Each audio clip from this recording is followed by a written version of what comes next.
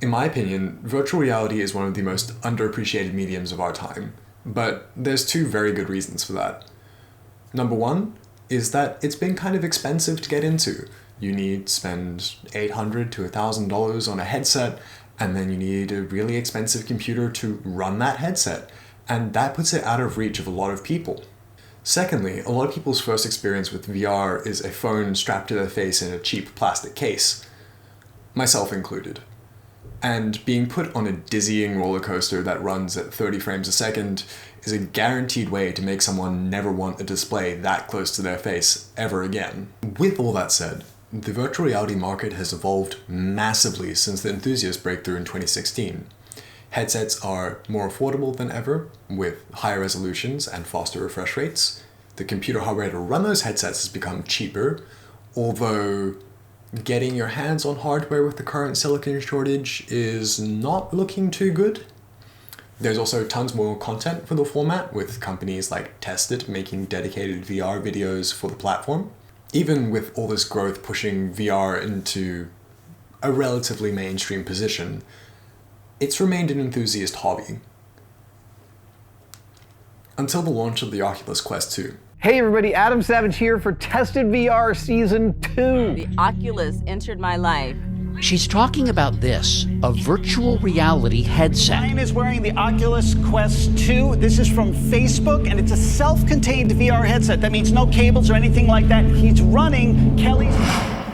A virtual reality headset has a display inside it with sensors to detect where your head is moving and where the controllers in your hands are moving. This information is then used to update the image in the headset so that when you look around in real life, you look around in the virtual environment as well. At 480 Australian dollars, the Oculus Quest 2 is one of the cheapest ways to get into VR. It is also its own standalone system, which means no expensive PC. With 1920 by 1832 pixels per eye, you've got more than twice as many pixels in front of your eyes than with the original Vive or Rift. The Quest 2 launched with a 72Hz refresh rate, but has since been updated to have a 90 and 120Hz mode as well. A higher refresh rate means that there are more images on screen per second, this feels more fluid, and also reduces the chance of motion sickness. The Quest 2 is also rocking some speakers built into the straps. While they don't sound amazing, they've really grown on me over the past few months. With all of this in mind, accessible price, great hardware, no computer required, the Quest 2 really is one of the best options to get into VR. It's not all perfect though. The Quest 2 comes with a flimsy fabric strap out of the box, and in my experience, it was really bad at holding the headset in the right place for my eyes to be in the sweet spot for the lenses. Oculus does offer a premium strap that is more secure, but many people, myself included, have had the strap break very quickly. Thankfully, there are third-party options on Amazon and eBay, like this one from Esmond that I got here. That's not sponsored, but Esmond marketing people, if you're watching, this strap from Esmond does a much better job of holding the headset in place for me, so the lenses stay in the sweet spot. Speaking of the lenses, they are only set to 3 interpupillary distances. So that means if your eyes aren't one of the preset distances apart, you might have trouble getting the image in focus. Thankfully, for me, it hasn't been an issue, but some of my friends that have tried the headset on haven't had the best experience. The controllers use AA batteries, which is a thumbs down from the environment, but the AA batteries last forever. The included AA batteries in the box lasted me from the start of November until sometime in February, 4 months later. That's really impressive, especially coming from someone who was using the Windows mixed reality headsets that absolutely devoured batteries. Rechargeable batteries don't last as long, but I'm still getting several weeks out of a single battery, so that's pretty great. One of the major downsides of the Quest 2, because it is its own standalone system and has an entire computer in it, basically, is that it is very front heavy. So be conscious of your neck. Heavier straps like the one I've got here do alleviate that a bit, but if you're using the stock fabric strap, be aware. Thanks to the Snapdragon XR2 within the headset, the Quest 2 is a completely standalone system. No PC required, no external trackers, no cables. This makes it really easy to just kick your coffee table out of the way and play in the middle of your living room, or take it to a friend's house, or do what I did and take it to work. Follow me on Instagram for more stuff like that.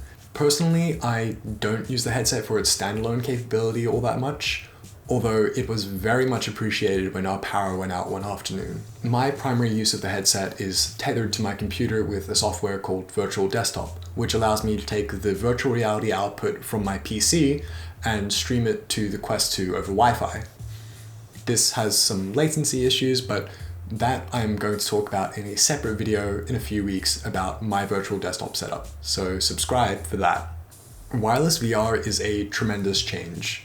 Even though I mostly play Beat Saber, so a cable is not the biggest concern in that sort of game, being able to use my headset not only in my bedroom where my computer is, but also in the living room down the corridor is really freeing and makes it a lot easier to play more energetic and active games like Gorn or Blade and Sorcery without putting my hand through a monitor or getting tangled up in a cable. There's a very good reason why there's software just to tell you which way your cable is tangled. That battery life doesn't sound amazing, but when you consider that, especially in my use case, getting hyper sweaty playing Beat Saber or beating the shit out of someone in Gorn, it's not likely that you're going to be playing for more than 2 hours. If you do need it for more than 2 hours, you can always just put a power bank in your back pocket and run a cable up your shirt, and I've done that in the past and it's worked pretty well. As I mentioned before, the Quest 2 really is the easiest and cheapest way to get into VR at the moment. If you're interested in it as a standalone headset without a computer, I definitely suggest that you buy the 256GB model, as there is no way to upgrade the storage after you've bought it. For those of you that want to use it for just PC VR, just get the 64GB model. If you're only going to have Virtual Desktop on there and maybe like a copy of Beat Saber or a couple of other free games, don't worry, you're not going to run out of storage. In my opinion, a better head strap is a must for both your eyes and your neck, and take that from someone that got a neck injury doing VR stuff. It's worth the extra money. For rechargeable batteries, if you have some lying around at home, those will do the job. Otherwise, buy one of the starter kits that just have like a charger and 2 batteries. That's really all you need. There are Amazon links below to everything I use in my Quest 2, and if you happen to buy something through those links, I get a little bit of kickback at no cost to yourself. If you do end up buying a virtual reality headset, be it the Quest 2 or something else, let me know in the comments so I can hear all your newbie VR stories, because getting into VR and experiencing VR for the first time is legitimately life-changing. For those of you that are interested in the wireless PC VR side of the story, that video is coming soon, and I'll walk you through how I did my virtual desktop setup for pretty cheap. Subscribe so you don't miss that, and I'll see you next time. Hey, I really hope you enjoyed the video. If you want to come talk more about virtual reality or just gaming in general, I'm going to be streaming both here on YouTube and on Twitch right after this video goes live. So hopefully I'll see you there.